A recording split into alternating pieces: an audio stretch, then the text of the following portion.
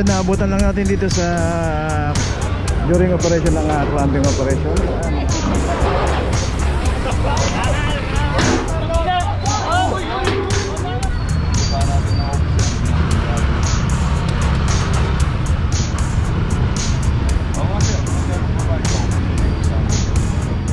Nilang gisna, ang kinagisna nilang dati, pwede tayo magparada kung saan. Ayan ang ating team leader, Sir Mendoza. Thank you po. Sir, mabuhay ka. Mabuhay ka rin, God bless. Yes, salamat.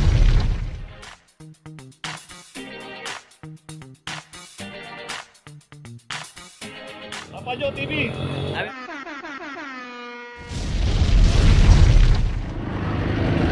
Location natin, Lardizabal corner, Prudencio. Dito na may isang Honda Civic. Dito kaya naklampang isang Honda Civic dahil dito po yung mga nakaparada po rito, puro jeep po yan. Biyayang Tayuman, Lardizabal, at binigyan po yan ng permit dito galing sa City Hall para hindi na po sila lumalabas doon sa Mabuhay Lane sa may Vicente. Clamping lahat. Ito lang po kasi Itong mga ano hindi. may permit po yan sa City Hall. Wala kang ng permit sa City Hall. Ako po dito lang po. Pero ito kasi wala. Walang permit to. Walang permit po yan. Ano naman yung mga permit dito? Dito lang po yung jeep.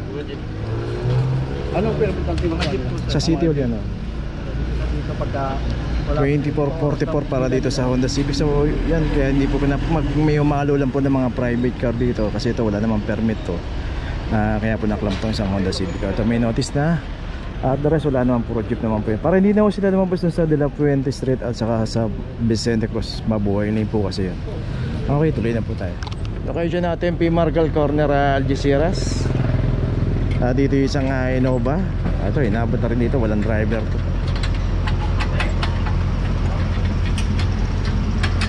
2330 para sa Innova.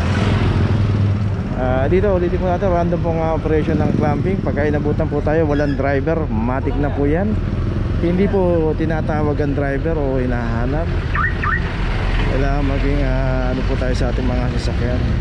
Ingatan po natin, ialis po natin sa mga bawal para pagka nadaanan po ng clamping operation, lalo na po dito sa kahaba ng P. Margal Mabuhay Lane po dito.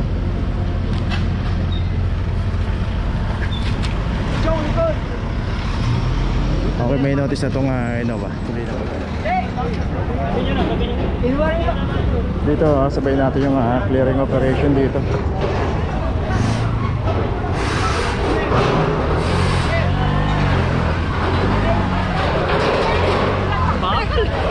Pinutak ko eh.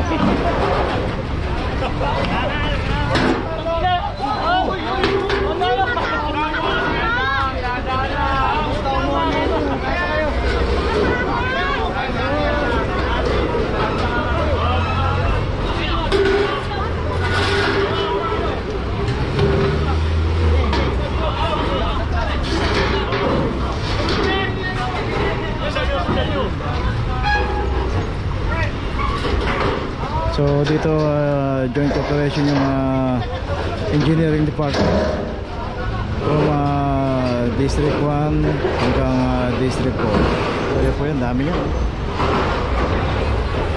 At ang mga naka-obstruct dito, hakot na.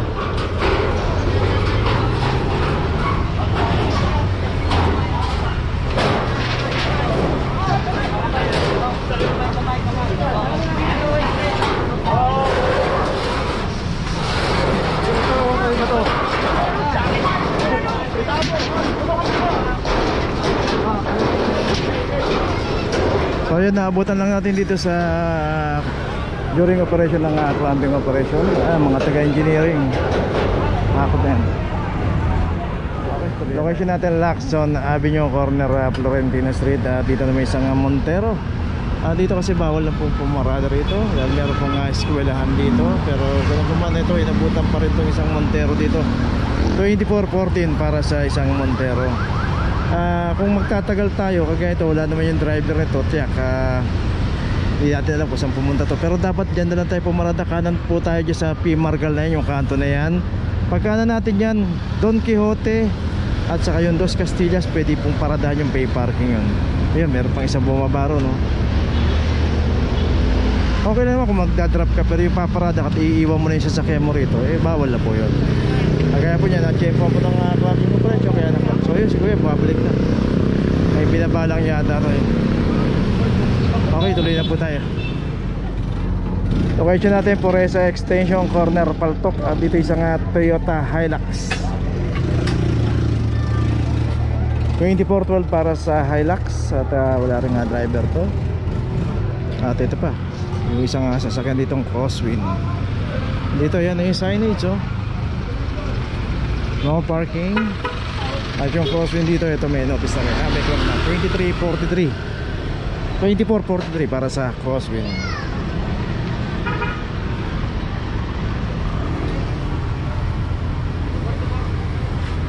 Puresa Extension, corner Paltok.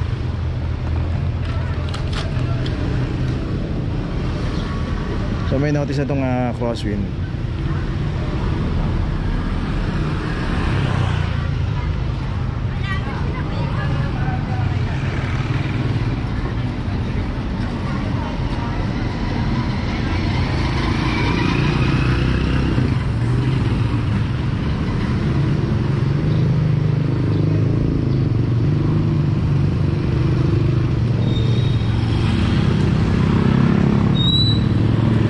Diretso po natin yan, yung pinakadulo yan na Ramon Magsaysay. Pagka kumaliwa tayo pa Santa Mesa, pag kumanan tayo pa Licarta.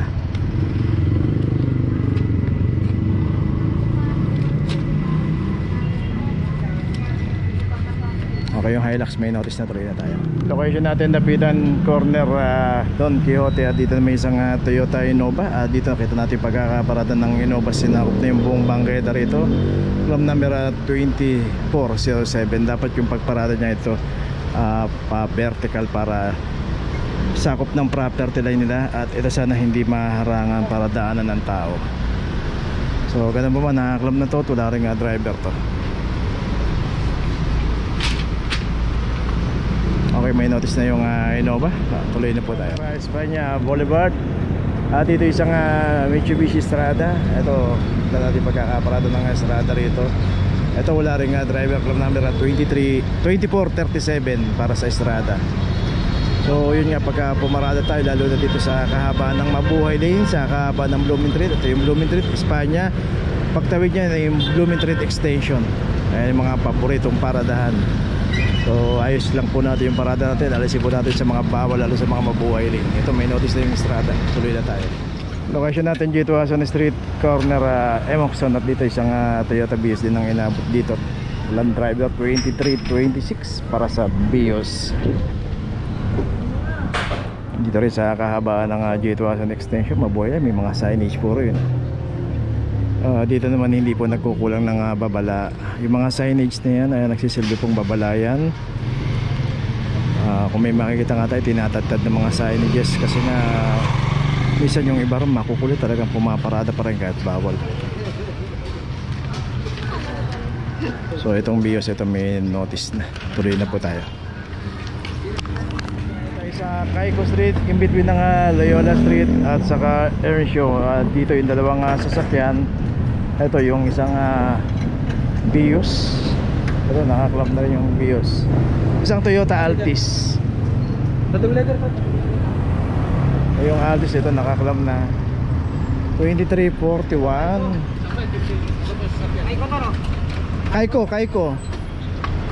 Caico Earnshaw saka Loyola, in between. At saka dito yung Ford Focus din. Ito, nakaklam na rin yung Ford Focus. Si kuya pala yung driver dito, alam. Dapat hindi niya binababaan yung sasakyan. Hindi siya bumababa para just in case na timatik po ang clamping, paalis na lang po siya. Kaso ganun po yung nangyayari, iniwan po kasi yung sasakyan, kaya nakaklam. 2331 para sa Ford Focus. Ito, walang lumabas na driver nito. Ito, mayroon signage dito.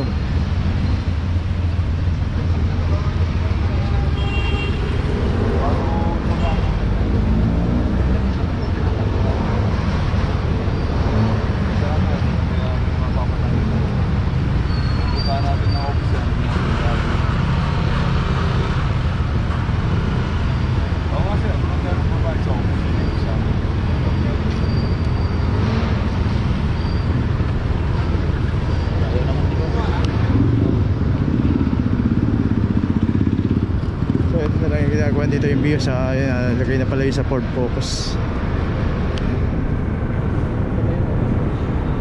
Central Market ba?